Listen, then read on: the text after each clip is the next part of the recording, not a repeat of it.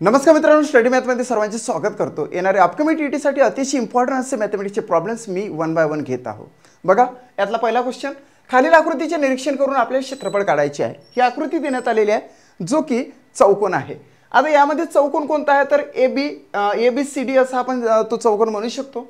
त्याच्यामध्ये साइड्स भरपूर आहे, म्हणजे या चौकोनामध्ये एक मध्ये आयत सुद्धा दडलेला आहे आणि ह्या पूर्ण चौकोनाचा म्हणजे ABCDचा आपल्याला क्षेत्रफळ काढायचं आहे। तर ट्रिक्सच्या माध्यमातून तुम्हाला डायरेक्टली त्याचं आन्सर कसं फाइंड आउट करायचं ते सांगत आहो।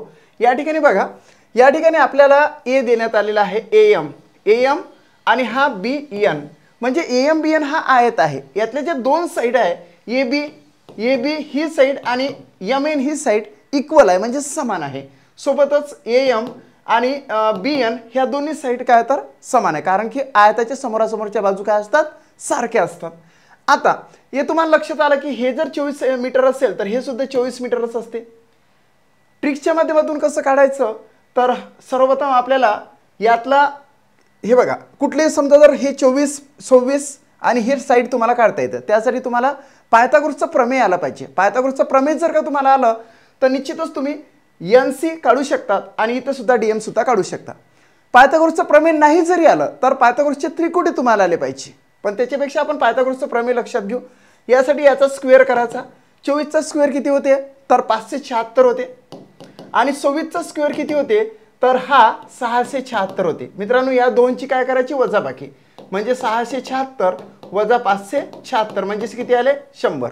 आता 100 आल्यानंतर या 100चं काढायचं वर्गमूळ। याचं वर्गमूळ जर काढलं तर येते 10, म्हणून हे जे 10 आहे NC बरोबर 10 येते। तुम्हाला लक्षात आलेलं असेल 24 मीटर 26 मीटर आणि 10 मीटर अशा ह्या तिन्ही साइडची काय झालं मेजरमेंट झालं। आता हे जे 24 आहे तर इकडची सुद्धा हे 24 मीटरच आहे। आता या ठिकाणी सुद्धा आपण तसंच करणार आहोत। 25 चा स्क्वेअर किती येतं तर 625 येते आणि 24 चा स्क्वेअर किती येतं तर इथंच आपण 24 चा स्क्वेअर काढलेला आहे, म्हणजे 576 येते। आता 625 वजा 576 याच्यातली जर वजाबाकी केली तर 5तून 6 जात नाही, मात्र 15तून 6 गेले 9 राहिले, हातचा वाला 1, 12तून 8 गेले 4 राहिले, हातचा 1 म्हणजे इथं 0। वर्गमुळात 49 म्हणजे 7 होते। वर्गमुळात 49 म्हणजे काय तर 7 होते, म्हणजे हे झाले 7। आता इकडचा त्रिकोण आहे आणि इकडचा त्रिकोण आहे, त्याच्या तिन्ही साइडचं आपल्याला मेजरमेंट सापडलेलं आहे, पण आपल्याला फक्त क्षेत्रफळ काढायचं आहे। क्षेत्रफळ काढण्यासाठी तुम्हाला डायरेक्ट सांगतो विदाऊट फॉर्म्युलाने कसं याचं आन्सर काढायचं। हे 30 मीटर आहे, आपण टार्गेट केलं। हे जर 30 मीटर असेल तर ही सुद्धा साइड म्हणजे MN पर्यंत 30 मीटरच होते।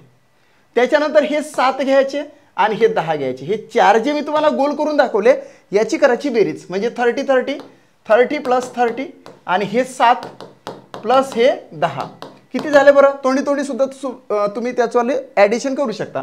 30 आणि 30 60 आणि 70 आणि हे काय 7 77 झालं की नाही। 30 आणि 30 60, त्याच्यानंतर हे 7 आणि हे 10 17 म्हणजे 77 झाले।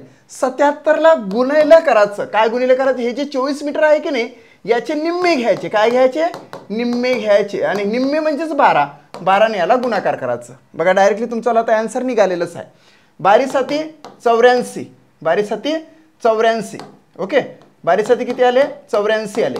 84चा 4 आपण लिहून घेतला 8 जे आहे ते हातचे घेतले। 12 7 84 आणि 8 किती होते तर 92 होते, म्हणजेच आन्सर आला 924 चौरस मीटर। चौरस मीटर आपण म्हणू शकतो किंवा वर्ग मीटर सुद्धा त्याला म्हटलं जाते, स्क्वेअर मीटर आपण म्हणतो सो इंग्लिशमध्ये त्याला। सो 924 आन्सर येते। First option is the right and bright answer of this question. आपण काय केलं, खूप इझी हा क्वेश्चन आहे। एक तर तुम्ही पायथागोरसच्या त्रिकुटावरून ह्या दोन साइड काढा, अदरवाइज तुम्ही पायथागोरसचा प्रमेय वापरून कर्णाचा वर्ग आणि त्याच्या बाजूच्या साइडचा वर्ग याची वजाबाकी जर केली तर NC येते। इथे सुद्धा तसंच 25 चा वर्ग आणि 24 चा वर्ग याची जर वजाबाकी केली आणि ते येतं 49 आणि त्याचं वर्गमूळ किती येतं तर 7 येते। आणि मग काय केलं 30 आणि 30 60 70 77 77 गुणिले याच्या निम्मे 77 गुणिले 22 म्हणजे आन्सर डायरेक्टली 924 वर्गमीटर त्याचं आन्सर आलेला आहे। सेकंड क्वेश्चन आपण घेऊ। बघा, महिमाने पहिल्या दिवशी 4.3 तास व दुसऱ्या दिवशी 6 तास 6 मिनिटे शेतात काम केले, तर दोन्ही दिवसात शेतात केलेल्या कामाच्या कालावधीतील फरक किती। मित्रांनो, फरक म्हणजे वजाबाकी करावी लागते, हे तर निश्चित झालेलं आहे। आता आपल्याला काय करावं लागेल की महिमाने पहिल्या दिवशी किती काम केलं तर 4 तास 4.3 तास. आता बऱ्याच जणांना असं वाटतं की हे 4:30 आहे का, मुळीच नाही. 4:03 आहे का, मुळीच नाही. याला आपल्याला 4 पॉईंटमध्ये जर तास दिलेला असेल, पॉईंटमध्ये जर वेळ दिलेली असेल, तर त्याला मिनिटामध्ये कन्वर्ट करण्यासाठी मल्टिपल बाय आपल्याला 60 करावं लागते. इथे काय करणार आपण, 60 करणार. आता गुणाकार करणार आपण. कसा गुणाकार होईल बरं. आता या ठिकाणी हा शून्याचा शून्य घेतला, नंतर साइन 3 किती 18, हातचा आला 1, मग 6 × 24, 24 नाही 25. आता 25 अंशी आले, परंतु एका अंकानंतर पॉईंट आहे म्हणून इथे एका अंकानंतर पॉईंट दिला, म्हणजे हे किती झाले 258 मिनिटे. किती झाले 258 मिनिटे. ठीक आहे, 258 मिनिटे झाले. आता महिमाने पहिल्या दिवशी 4.3 तास काम केले, म्हणजे 258 मिनिटे काम केलेलं आहे. देन दुसऱ्या दिवसचं तिचं काम आहे 6 तास 6 मिनिटे. दुसऱ्या दिवसचं काम किती 6 तास किती 6 मिनिटे. आता मित्रांनो 6 तास म्हणजे किती, याले गुणिले 60 मिनिटे म्हणजे 1 तास होते. सो या ठिकाणी 60 घेतले तर मग हे येतं 360 मिनिटे, प्लस त्याच्यामध्ये 6 मिळवले तर 366 मिनिटे येते. 366 मिनिटे तिचं दुसऱ्या दिवसचं काम आहे. दुसऱ्या दिवसचं काम किती तर 366 मिनिटे, आणि पहिल्या दिवसचं काम किती तर 258 मिनिटे. आता या दोन्ही दिवसात शेतात केलेल्या कामाच्या कालावधीतील फरक किती असं सांगण्यात आलेलं, विचारण्यात आलेलं आहे. आता आपण काय करणार की 366 वजा 258 करणार. ओके, या ठिकाणी किती आले तर 2 आले, हातचा 1, बरोबर की नाही. या ठिकाणी किती आले 0 आले, आणि या ठिकाणी किती आले 1 आले. 102 मिनिटे त्याच्यावाला आन्सर येतं. काय तर 102 मिनिटे त्याच्यावाला आन्सर आलेला आहे. आता 102 मिनिटे जर आपण घेतलं, 102 मिनिटे 102 मिनिटे नाही येणार त्याच्यावाला. 4.3 गुणिले 60, मग पहिल्या दिवशी काम केलेलं आहे 4 साइन 3 18, हातचावाला 1, 6 × 24 आणि 25, 258 मिनिटे झालेलं आहे. आता इथं जे 360 घेतलेलं होतं, इथं आपण 366 घेणार आहोत. Be careful. आता ॲक्च्युअली वजाबाकी आपण करू. थोडंसं इथं काय झालं, माझं नजर चुकीने 366 होतं, मात्र 360 लिहिण्यात आले. आता मी 366 लिहितो, वजा 258. आता 6तून 8 जात नाही म्हणून 16तून 8 गेले 8 राहिले, हातचावाला 1 आपण घेतलेला आहे या ठिकाणी. आता 6तून 6 गेले 0 राहिला, आणि या ठिकाणी 1 राहिला, म्हणजे 108 मिनिटे आपल्याला ते आन्सर आलेलं आहे. 108 मिनिटे तर क मध्ये आहे, म्हणून फक्त क असं आन्सर येणार का, नाही. तर पॉसिबिलिटी आहे अ मध्ये येण्याची, ब येण्याची आणि ड येण्याची, या तीनपैकी काहीतरी येण्याची पॉसिबिलिटी आहे. आता 108 मिनिटे जर म्हटलं तर 180 मिनिटे येणार नाही, हे तर पॉसिबिलिटी निघूनच जाते, म्हणजे ड त्याचा आन्सर येणारच नाही 100%. ड तर कशात नाहीच आहे, म्हणून आपण क जिथे आहे तिथं फोकस करणार आहोत. क या ठिकाणी म्हणजे हे 100% 4 नंबरचं आन्सर आहे. पण फक्त ब, आता या ठिकाणी ह्या 108ला 1.8 मध्ये कन्वर्ट होते का हे सुद्धा आपल्याला बघितलं पाहिजे. आता 108 भागिले पहिले 60 करू, तास आणि मिनिटामध्ये कन्वर्ट करण्यासाठी हे करावं लागतं आपल्याला. आता या ठिकाणी जर बघितलं 6 आहे 60, किंवा मग डायरेक्टलीच आपण घेऊ 108 भागिले किती 60, 60 × 60, बघा 60 × 60, 108 मधून 60 गेले, उरले किती 48, म्हणजे इथं 48 घेतले. हे 48 जे बाकी असते ते मिनिटे असते, आणि हा काय असतो तास असतो. म्हणजे याचा आन्सर येते 108 भागिले 60, म्हणजे 1 तास किती 48 मिनिटे. 1 तास 48 मिनिटे. मित्रांनो 1 तास 48 मिनिटे म्हणजेच 108 मिनिटे. 108 मिनिटाला डिवायडेड बाय 60 केलं तर आपल्याला आन्सर आला 1 तास 48 मिनिटे. इथं तर 1 तास 8 मिनिटे आहे, हे येणार का मग, नाही येणार. अ तर येणारच नाही आपल्याला, इथं अ आहे हे पण येणार नाही.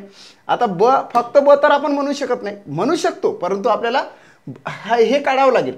आता बघा 1.8 तास होते का. आता तिसऱ्या ट्रॅकमध्ये आपण काय करणार आहोत की 108 भागिले 60 करून बघणार, तेव्हा कुठे आपल्याला पॉईंटमध्ये तास सापडून जाईल.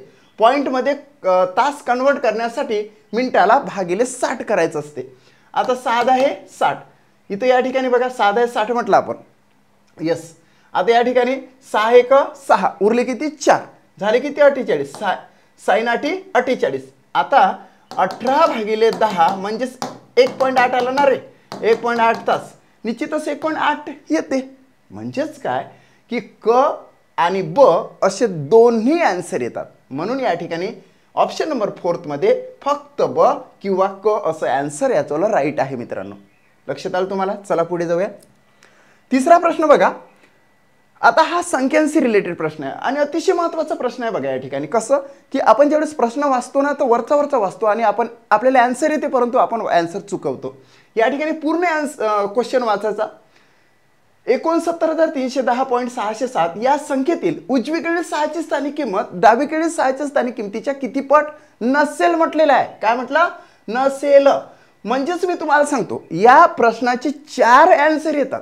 4 आन्सरपैकी इथं 3 आन्सर दिलेले असते, एक मात्र भिन्न येते. जे भिन्न असते तेच त्याच्याला आन्सर असते बघा, म्हणजे ऑप्शन असते. आता या ठिकाणी काय करणार आपण? 69310.607 ही एक संख्या आहे. या संख्येतील उजवीकडे 6ची स्थानिक किंमत म्हणजे या 6ची स्थानिक किंमत आणि म्हणजे हा उजवीकडचा आहे, हा कशाचा आहे? उजवीकडचा आहे आणि हा कशाचा आहे? डावीकडचा आहे. म्हणून उजवीकडे 6ची स्थानिक किंमत डावीकडे 6च्या स्थानिक किमतीच्या किती पट नसेल म्हटलेलं आहे. म्हणजे पट काढण्यासाठी आपल्याला भागाकार करावाचा असतो. याची स्थानिक किंमत किती येते बरं? हा 6 जैसे ते घ्यायचा, त्याच्यासमोर जेवढे काही अंक असेल तेवढे 0 म्हणायचे. म्हणजेच 9 साठी 0, 3 साठी 0, 1 साठी 0 आणि 0 साठी 0. म्हणजे याची 6ची स्थानिक किंमत आलेली आहे 60,000. या 6ची स्थानिक किंमत किती? तर पॉईंट आणि 6च्या मध्ये जर एखादा अंक आला तर 0 घ्यायचा. इथं मात्र तसं नाही आहे. म्हणून ह्या पॉईंटसाठी 0 पॉईंट घ्यायचा आणि 6 साठी 6 घ्यायचा. म्हणजे या 6ची स्थानिक किंमत किती आली? तर 0.6 आली. आता आपल्याला भाग द्यायचा असतो. कसा भाग द्यायचा असतो बघा. पहिले घ्यायचे त्यांनी जे शाब्दिकतेमध्ये दिलेलं आहे तेच लक्षात घ्या. कसं आहे? 69,310.607 या संख्येतील उजवीकडे 6ची स्थानिक किंमत म्हणजे हे जे उजवीकडे 6ची स्थानिक किंमत ही डावीकडील 6च्या स्थानिक किमतीच्या किती पट आहे. प्रथमतः हे विचारलं नाही म्हणून हे वर घ्यायचं.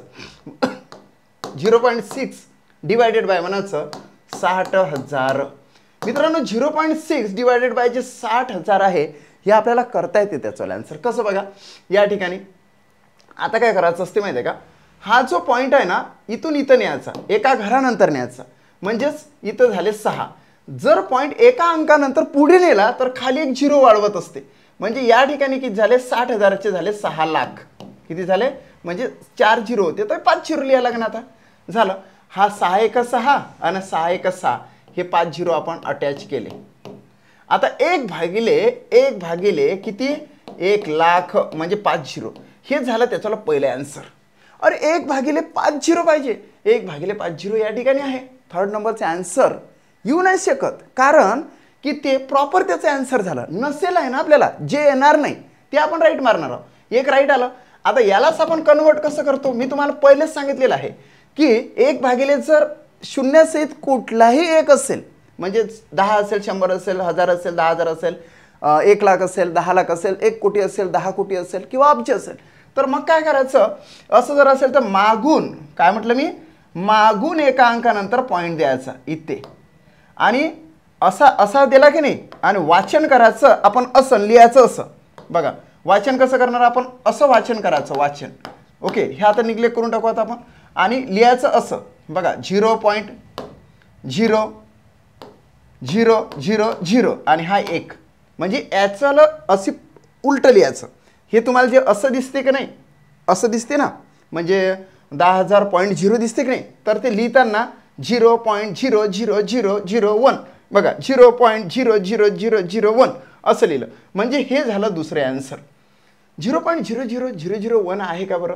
0.00001 आहे. सेकंड सुद्धा प्रॉपर आन्सर निघालं म्हणजे हे आन्सर नसूच शकते. देन आता 1/1 लाख घेतलं 0.00001 पण आन्सर आलं. आता नेक्स्ट काय करायचं बघा हे जे 1/1 जे 5 0 घेतले आपण यालाच आपण असं म्हणू शकतो का नाही 1/5 0 म्हणजेच काय की 10चा 5 10च्या डोक्यावर 5 म्हणजे बघा ना 10 गुणिले 10 गुणिले 10 गुणिले 10 गुणिले 10 हे 10 100 हे झाले 1000 हे झाले 10,000 10,000 गुणिले 10 म्हटलं तर 1 लाख झाला की नाही. हां म्हणून आपण 10च्या डोक्यावर 5 टाकला. 1/10च्या डोक्यावर 5 1/10च्या डोक्यावर 5 सुद्धा त्याचा आन्सर आहे. परंतु या ठिकाणी 1/10च्या डोक्यावर वजा 5 आहे.